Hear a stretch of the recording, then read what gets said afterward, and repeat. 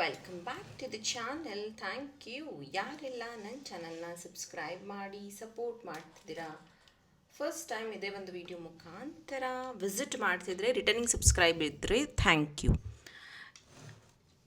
ಇವತ್ತಿನ ಟಾಪಿಕ್ ನಿಮ್ಮ ಮತ್ತು ನಿಮ್ಮ ಪರ್ಸನ್ ಇಬ್ಬರ ಟ್ರೂ ಡೀಪ್ ಫೀಲಿಂಗ್ಸ್ ಏನಿದೆ. ಕೆಲವೊಂದು ಸತಿ ಏನಾಗುತ್ತೆ, ಪ್ರೀತಿ ಎಲ್ಲ ಚೆನ್ನಾಗಿದ್ರೂ ಥರ್ಡ್ ಪಾರ್ಟಿ ಇನ್ವಾಲ್ವ್ಮೆಂಟಿಂದ ಅಥವಾ ಫ್ಯಾಮಿಲಿ ಡಿಸ್ಪ್ಯೂಟಿಂದ ನಿಮ್ಮಿಬ್ಬರ ಮಧ್ಯ ಮನಸ್ತಾಪ ಬಂದಿರುತ್ತೆ. ಅಥವಾ ನೀವೇ ಅಂದ್ಕೊಂಡಿರ್ತೀರ ಆ ವ್ಯಕ್ತಿ ನನ್ನ ಅವಾಯ್ಡ್ ಮಾಡ್ತಿದ್ದಾರೆ, ಅಥವಾ ಆ ವ್ಯಕ್ತಿಗೆ ನಾನು ಇಷ್ಟ ಆಗ್ತಿಲ್ವೇನೋ, ಅಥವಾ ಆ ವ್ಯಕ್ತಿ ನನ್ನ ಜೊತೆಗೆ ಟೈಮ್ ಪಾಸ್ ಮಾಡ್ತಿದ್ದಾರೇನೋ, ಈ ಥರದ ಕನ್ಫ್ಯೂಷನ್ ಇರುತ್ತೆ. ಕೆಲವೊಂದು ಸತಿ ಆ ವ್ಯಕ್ತಿ ಓಪನ್ ಅಪ್ ಆಗೋದಿಲ್ಲ, ಅಂದರೆ ಎಕ್ಸ್ಪ್ರೆಸಿವ್ ಇರೋದಿಲ್ಲ. ಆವಾಗ ನೀವೇ ನಿಮ್ಮ ಭಾವನೆಗಳಲ್ಲಿ ಈ ಥರದ ಕನ್ಫ್ಯೂಷನಲ್ಲಿ ಇರ್ತೀರ. ಈ ಕ್ಲಾರಿಟಿಗೋಸ್ಕರನೇ ಈ ಒಂದು ಲವ್ ರೀಡಿಂಗ್ ನಾನು ನಿಮಗೆ ತೊಗೊಂಬಂದಿದ್ದೀನಿ. ಕೊನೆವರೆಗೂ ವಾಚ್ ಮಾಡಿ. ಇದೇ ಜೂನ್ 1ರಿಂದ ನೋ ಯುವರ್ ಏಂಜಲ್ಸ್, ಅಂದರೆ ನಿಮ್ಮ ಏಂಜಲ್ಸ್ ಯಾರು, ಅವರ ಡ್ಯೂಟೀಸ್ ಏನು, ಅವರ ಹೆಸರೇನು, ನಿಮ್ಮ ಗಾರ್ಡಿಯನ್ ಏಂಜಲ್ ಯಾರು, ಯಾಕೆ ನಿಮಗೆ ಹೆಲ್ಪ್ ಮಾಡ್ತಾರೆ, ಏಂಜಲ್ ಪ್ರೇಯರ್ಸ್ ಏನು, ಏಂಜಲ್ ಕಲರ್ಸ್ ಏನು, ಇದನ್ನೆಲ್ಲದನ್ನು ನೀವು 5 ಡೇಸ್ ಕ್ಲಾಸಲ್ಲಿ ಕಲಿಬೋದು. ಆ್ಯಂಡ್ ಜಸ್ಟ್ 999 ರುಪೀಸ್ಗೆ ಅತಿ ಕಡಿಮೆ ಬೆಲೆಯಲ್ಲಿ ನಾನು ಇದನ್ನು ಟೀಚ್ ಮಾಡ್ತಾ ಇದ್ದೀನಿ. 5 ಡೇಸ್ ಇರುತ್ತೆ, 1 ಅವರ್ ಇರುತ್ತೆ, ಮತ್ತು ಕಂಪ್ಲೀಟ್ ನೋಟ್ಸ್ ಸಹ ನಾನು ನಿಮಗೆ ಕೊಡ್ತೀನಿ. ಸೊ ಇದು ನಿಮ್ಮ ಮತ್ತು ನಿಮ್ಮ ಪಾರ್ಟ್ನರ್ನ ಲವ್ ರೀಡಿಂಗ್ ಆಗಿರುತ್ತೆ. ಇಬ್ಬರ ಎನರ್ಜಿ ಚೆಕ್ ಮಾಡೋಣ. ಏಂಜಲ್ ಕ್ಲಾಸಿಗೆ ಸೇರ್ಕೊಳ್ಳೋ ಅಂಥವ್ರು ವಾಟ್ಸಪ್ ನಂಬರ್ಗೆ ಮೆಸೇಜ್ ಮಾಡಿ. ಝೂಮ್ ಕಾಲಲ್ಲಿರುತ್ತೆ, 5 ಡೇಸ್ ಇರುತ್ತೆ. ನಿಮ್ಮ ಮತ್ತು ನಿಮ್ಮ ಪ್ರೀತಿಯಲ್ಲಿ ಕಂಪ್ಲೀಟ್ ಆಗಿ ನೀವು ಇನ್ವಾಲ್ವ್ ಆಗಿರುವಂಥದ್ದು, ಅಂದರೆ ಆ ವ್ಯಕ್ತಿ ಇಲ್ಲ ಅಂದರೆ ನಾನು ಬದುಕೋದಿಲ್ಲ, ಇವರಷ್ಟು ಪ್ರೀತಿ ಮಾಡೋರು ನನ್ನ ಜೀವನದಲ್ಲಿ ನನಗೆ ಯಾರೂ ಸಿಕ್ಕಿರಲಿಲ್ಲ, ಇವ್ರು ಸಿಕ್ಕಿದ ಮೇಲೆ ನನಗೆ ನಿಜವಾದ ಪ್ರೀತಿ ಗೊತ್ತಾಯಿತು ಅನ್ನುವಷ್ಟು ಪ್ರೀತಿಸ್ತಾ ಇದ್ದೀರಾ ನೀವು ಅವರನ್ನು. ಇದೇ ಸಮಯದಲ್ಲಿ ಆ ವ್ಯಕ್ತಿ ನಿಮ್ಮ ಬಗ್ಗೆ ಅಥವಾ ನಿಮ್ಮ ಪ್ರೀತಿ ಬಗ್ಗೆ ತುಂಬ ಸತಿ ನಿಮ್ಮ ಹತ್ರ ಶೇರ್ ಮಾಡಿದ್ದಾರೆ. ನೀನೊಂದು ರೀತಿ ನನಗೆ ದೇವರು ಕೊಟ್ಟ ವರ, ಯಾಕಂದರೆ ನಾನು ಯಾರೂ ಇಲ್ಲಪ್ಪ ನನ್ನ ಜೀವನದಲ್ಲಿ, ಇನ್ನೇನೆಲ್ಲ ಮುಗ್ದೋಗಿದೆ ಅನ್ನೋ ಟೈಮಲ್ಲಿ ನೀನು ನನಗೆ ಸಿಕ್ಕಿದೆ. ನಾನು ಅಂದ್ಕೊಂಡೇ ಇರಲಿಲ್ಲ ನೀನು ನನ್ನ ಇಷ್ಟಪಡ್ತೀಯಾ, ನೀನು ನನ್ನ ಜೀವನದಲ್ಲಿ ಬರ್ತೀಯ ಅಂತ. ಬಿಕಾಸ್ ನಿಮ್ಮಿಬ್ಬರ ಮೀಟಿಂಗ್ ಸ್ಟಾರ್ಟಿಂಗಲ್ಲಿ ಹೇಗಿತ್ತು ಅಂತಂದರೆ, ತುಂಬ ಸ್ಟ್ರೇಂಜರ್ಸ್ ಆಗಿದ್ರಿ, ಅಥವಾ ಜಗಳ ಮಾಡ್ಕೋತಾ ಇದ್ರಿ, ಅಥವಾ ಈ ವ್ಯಕ್ತಿನ ಕಂಡ್ರೆ ನಿಮಗೆ ಆಗ್ತಿರ್ಲಿಲ್ಲ, ನಿಮ್ಮನ್ನು ಕಂಡ್ರೆ ಇವ್ರಿಗೆ ಆಗ್ತಿರ್ಲಿಲ್ಲ, ಅಥವಾ ಈ ಸ್ಕೂಲ್ ಡೇಸಲ್ಲಿ ಫ್ರೆಂಡ್ ಆಗಿದ್ದರೆ ಮಧ್ಯದಲ್ಲಿ ಪರಿಚಯ ಇರಲಿಲ್ಲ, ಅಗೇನ್ ರೀಕನೆಕ್ಟ್ ಆದರೆ ಈ ಥರ ಆದ ಪರಿಚಯದಲ್ಲಿ ನೀವು ಗೆಸ್ ಸಹ ಮಾಡಿರಲಿಲ್ಲ ಈ ವ್ಯಕ್ತಿ ನಾನು ಪ್ರೀತಿ ಮಾಡ್ತೀನ. ಎಕ್ಸಾಕ್ಟ್ಲಿ ಈ ಪ್ರೀತಿ ಶುರುವಾದಾಗ ಬಹಳ ಕನ್ಫ್ಯೂಷನ್ಸ್ ಇತ್ತು. ಆಮೇಲೆ ಬೇಕು ಬೇಡ, ಪ್ರೀತಿಸ್ಬೇಕಾ ಪ್ರೀತಿಸಬಾರ್ದಾ, ಇದೆಲ್ಲದರ ಮಧ್ಯನ ಈ ಪ್ರೀತಿ ಬೆಳೀತಾ ಬಂತು. ಈ ಪ್ರೀತಿಯಲ್ಲಿ ಯಾವುದೇ ರೀತಿಯ ರಿಸ್ಟ್ರಿಕ್ಷನ್ಸ್ ಇಲ್ಲ, ಯಾಕಂದರೆ ಅವರ ಲೈಫಲ್ಲಿ ಮೇ ಬಿ ಇಲ್ಲಿ ಕೆಲವೊಬ್ಬರು ಮ್ಯಾರಿಡ್ ಇದ್ದೀರಾ, ಆ ವ್ಯಕ್ತಿ ಮ್ಯಾರಿಡ್ ಇರ್ಬೋದು, ಅಥವಾ ನೀವು ಮ್ಯಾರಿಡ್ ಇರ್ಬೋದು, ಯಾವುದೇ ರೀತಿಯ ರಿಸ್ಟ್ರಿಕ್ಷನ್ಸ್ ಇಲ್ಲ. ಕಂಪ್ಲೀಟ್ಲಿ ಟ್ರಾನ್ಸ್ಪರೆನ್ಸಿ ಪ್ರೀತಿ ಆಗಿತ್ತು ಇದು.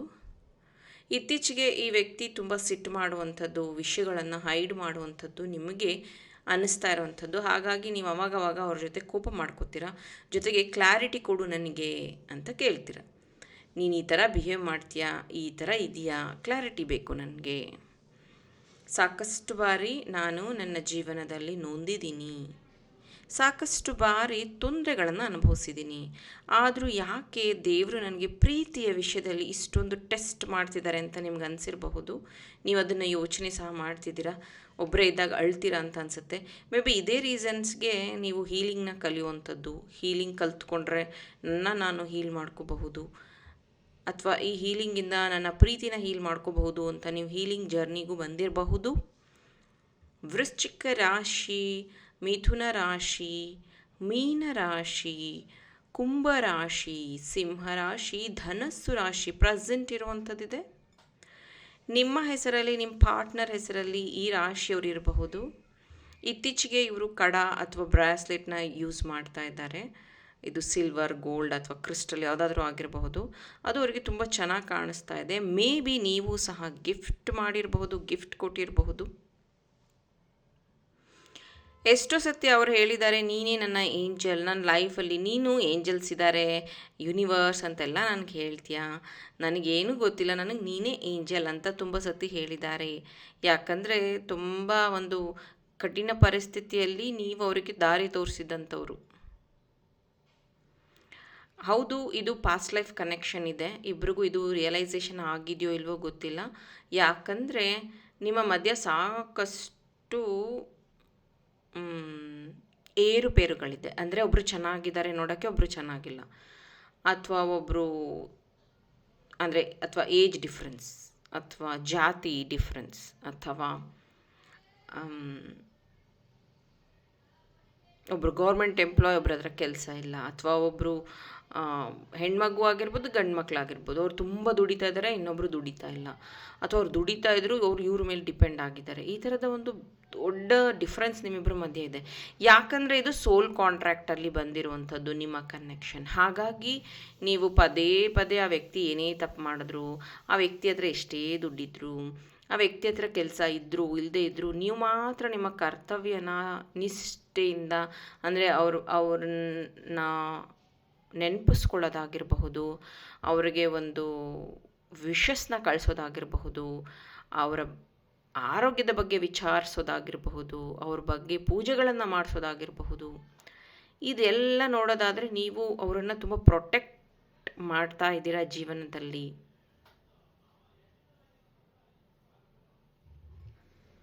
Letter Y, H, P, J, M,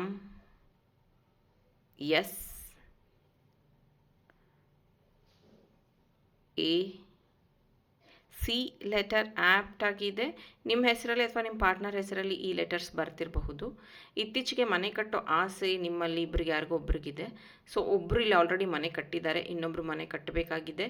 ಈ ವಿಚಾರವಾಗಿ ನೀವಿಬ್ಬರು ಜಾಗ ನೋಡುವಂಥದ್ದು, ಅಥವಾ ಪ್ಲ್ಯಾನ್ಸ್ನ ಹಾಕುವಂಥದ್ದು, ಅಥವಾ ಒಂದು ಸ್ವಂತ ಉದ್ಯೋಗ ಶುರು ಮಾಡೋದ್ರ ಬಗ್ಗೆ ಆಗಿರ್ಬೋದು, ಇಬ್ಬರೂ ಸಹ ಪ್ಲ್ಯಾನಿಂಗ್ನ ಮಾಡ್ತಾ ಇದ್ದೀರಾ. ಇದರಲ್ಲಿ ಎಷ್ಟೋ ಸತಿ ಆ ವ್ಯಕ್ತಿ ಹೇಳೋದು, ನಿನಗೆಲ್ಲ ಇದು ಯಾಕೆ ಬೇಕು, ನಾನೇ ನಿನಗೆ ದುಡ್ಡು ಕೊಡ್ತೀನಿ, ಅಥವಾ ನೀವು ಅವ್ರಿಗೆ ಹೇಳೋದಾಗಿರ್ಬೋದು, ನಾನು ನಿಂಗೆ ದುಡ್ಡು ಕೊಡ್ತೀನಿ ಅಂತ. ಬಟ್ ಎಲ್ಲೋ ಒಂದು ಕಡೆ ಅವ್ರಿಗೆ ಒಂದು ಡ್ರೀಮ್ ಅಂತ ಇರುತ್ತಲ್ಲ, ಅದು ಅವರು ನಿಮ್ಮ ಹತ್ರ ಶೇರ್ ಮಾಡ್ತಿರುವಂಥದ್ದು. ಸೊ ಇದ್ರ ಬಗ್ಗೆ ಪದೇ ಪದೇ ಚರ್ಚೆ ಆಗ್ತಿರುತ್ತೆ.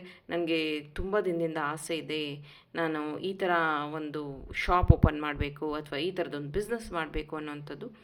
ಇನ್ನು ಕೆಲವೊಂದು ಕೇಸಲ್ಲಿ ಹೆಂಗಿದೆ ಅಂತಂದರೆ, ನಿಮ್ಮ ಈ ಪ್ರೀತಿಯನ್ನು ನೀವು ತುಂಬ ಚೆನ್ನಾಗಿ ಉಳಿಸ್ಕೋಬೇಕು, ಯಾವುದೇ ರೀತಿ ಮನಸ್ತಾಪ ಇಲ್ಲದೆ, ಒಬ್ರಿಗೊಬ್ರು ಬೇಜಾರು ಮಾಡದೆ, ಒಬ್ರಿಗೊಬ್ರು ಇರಿಟೇಟ್ ಮಾಡದೆ, ಈ ಪ್ರೀತಿನ ತುಂಬ ಚೆನ್ನಾಗಿ ಕಾಪಾಡ್ಕೋಬೇಕು ಅನ್ನುವಂಥ ಜವಾಬ್ದಾರಿ ಇಬ್ರಿಗೂ ಇದೆ. ಎಷ್ಟೋ ಸತಿ ಆ ವ್ಯಕ್ತಿ ಹೇಳ್ತಿರ್ತಾರೆ, ನೀನು ಸೀರಿಯಸ್ ಆಗಿಲ್ಲ ಈ ಪ್ರೀತಿಯಲ್ಲಿ. ಸ್ಟಾರ್ಟಿಂಗ್ ಅವ್ರು ಹೇಳ್ತಾಯಿದ್ರು ನಿಮಗೆ, ನೀನು ಸೀರಿಯಸ್ ಆಗಿಲ್ಲ, ನಾನು ಏನೇ ಹೇಳಿದ್ರು ನಿಮಗೆ ಫನ್ನಿ ಅನಿಸುತ್ತೆ, ನಾನು ಯಾಕೆ ಪ್ರೀತಿ ಮಾಡಬಾರ್ದಾ, ನನ್ನ ಲೈಫಲ್ಲಿ ನನಗೆ ಯಾರೂ ಇಷ್ಟ ಆಗಬಾರ್ದಾ, ಯಾಕೆ ನೀನು ಈ ಥರ ನನ್ನ ಜೋಕಾಗಿ ತಗೋತೀಯ, ಅಥವಾ ನನ್ನ ಯಾಕೆ ನೀನು ಸೀರಿಯಸ್ ಆಗಿ ತಗೋತಾ ಇಲ್ಲ ಅಂತ. ಆದರೆ ಇವಾಗ ನೀವು ಸಂಪೂರ್ಣವಾಗಿ ಸೀರಿಯಸ್ ಆಗಿದ್ದೀರಾ ರೀ, ಸಂಪೂರ್ಣವಾಗಿ ನೀವು ಸೀರಿಯಸ್ ಆಗಿ ತೊಗೊಂಡಿದ್ದೀರಾ, ಸಂಪೂರ್ಣವಾಗಿ ನಿಮ್ಮ ಒಂದು ಇರುವಿಕೆನ ಅವ್ರಿಗೆ ತೋರಿಸ್ಕೊತಾ ಇದ್ದೀರಾ, ಆಮೇಲೆ ಮಿಸ್ಸಿಂಗ್ ಎನರ್ಜೀಸ್ನ ನೀವು ತೋರಿಸ್ಕೊತಾ ಇದ್ದೀರಾ. ಈಗ ಅವ್ರು ಹೇಳೋದು, ನೀನು ತುಂಬ ಓವರ್ ಮಾಡ್ತಿದ್ಯಾ, ಅಥವಾ ನೀನು ಯಾಕೆ ಇಷ್ಟೊಂದು ಮನಸ್ಸಿಗೆ ಹಚ್ಕೋತಾ ಇದೆಯಾ, ಅಥವಾ ಇದನ್ನು ಯಾಕೆ ಇಷ್ಟೊಂದು ದೊಡ್ಡ ವಿಷಯ ಮಾಡ್ತಾ ಇದೆಯಾ, ಇದೆಲ್ಲ ಓಕೆ, ಇದೆಲ್ಲ ನಾರ್ಮಲ್ ಅನ್ನೋ ರೀತಿಯ ವ್ಯಕ್ತಿ ಬಿಹೇವ್ ಮಾಡ್ತಿದ್ದಾರೆ. ಇದೇ ತುಂಬ ಸತಿ ನಿಮ್ಮನ್ನು ಡೀಪ್ ಥಿಂಕಿಂಗ್ ಅಂತ ನಾನು ರೀಡಿಂಗ್ಸ್ ಎಲ್ಲ ಮಾಡ್ತೀನಲ್ಲ, ತುಂಬ ಡೀಪ್ ಥಿಂಕಿಂಗ್ಗೆ ನಿಮ್ಮನ್ನು ಈ ವ್ಯಕ್ತಿಗೆ ಕರ್ಕೊಂಡು ಹೋಗ್ತಾ ಇರೋವಂಥದ್ದು. ನೀವು ಎಷ್ಟೋ ಸತಿ ದುಡ್ಡು ಕೂಡಿಟ್ಕೊಂಡು ನಿಮಗೋಸ್ಕರ ಖರ್ಚು ಮಾಡ್ಕೊಂಡಿಲ್ಲ, ಬದಲಿಗೆ ಈ ವ್ಯಕ್ತಿಗೆ ಏನಾದರೂ ಪ್ರಾಬ್ಲಮ್ ಆದರೆ, ಈ ವ್ಯಕ್ತಿಯಿಂದ ನನಗೆ ಏನಾದರೂ ಸಹಾಯ ಬೇಕಾದರೆ, ಏನಾದರೂ ಇದು ಬೇಕಾದರೆ ನಾನು ಹೆಲ್ಪ್ ಮಾಡ್ಬೋದು ಅನ್ನೋ ರೀತಿಯಲ್ಲಿ ನೀವು ಅವರನ್ನು ಯಾವಾಗಲೂ ನಿಮ್ಮ ಉಳಿತಾಯದ ಬಗ್ಗೆ ಆಗಿರ್ಬೋದು, ನಿಮ್ಮ ಪ್ಲ್ಯಾನಿಂಗ್ಸ್ ಬಗ್ಗೆ ಆಗ್ಬೋದು, ಅವರಿಗೆ ಶೇರ್ ಮಾಡಿಕೊಂಡೇ ಇರ್ತೀರ. ಈ ಪ್ರೀತಿ ತುಂಬ ಮುಗ್ಧವಾಗಿದೆ, ತುಂಬಾ ಇನ್ನೋಸೆಂಟ್ ಅಂತಲೇ ಹೇಳ್ಬಹುದು. ಹರಿಬರಿ ಅನ್ನೋದಾಗಿರ್ಬಹುದು, ಅಥವಾ ಅರ್ಜೆಂಟ್ ಮಾಡೋದಾಗಿರಬಹುದು, ಅಥವಾ ಯಾವುದೇ ರೀತಿ ರಿಸ್ಟ್ರಿಕ್ಷನ್ಸ್ ಹಾಕೋದಾಗಿರ್ಬೋದು, ಯಾವುದೂ ಇಲ್ಲ. ತುಂಬ ಓಪನ್ ಮೈಂಡೆಡ್ ಆಗಿ ನೀವಿಬ್ಬರು ಈ ಒಂದು ಪ್ರೀತಿನ ನಿಭಾಯಿಸ್ತಾ ಇರೋದು ಕಾಣ್ತಾ ಇದೆ. ಸ್ಪೆಷಲಿ ಇಲ್ಲಿ ವುಮೆನ್ ಯಾರಾದರೂ, ಇದು ವುಮೆನ್ ಇರ್ಬೋದು ಅಥವಾ ಇದು ವುಮೆನ್ ಇರ್ಬೋದು, ಯಾರಾದರೂ ಇರ್ಬೋದು, ವುಮೆನ್ ಯಾರಿದ್ದೀರೋ ಇಲ್ಲಿ ತುಂಬಾ ಪೇಷನ್ಸಿಂದ ಈ ಒಂದು ಪ್ರೀತಿನ ಹ್ಯಾಂಡಲ್ ಮಾಡ್ತಾ ಇದ್ದೀರಾ.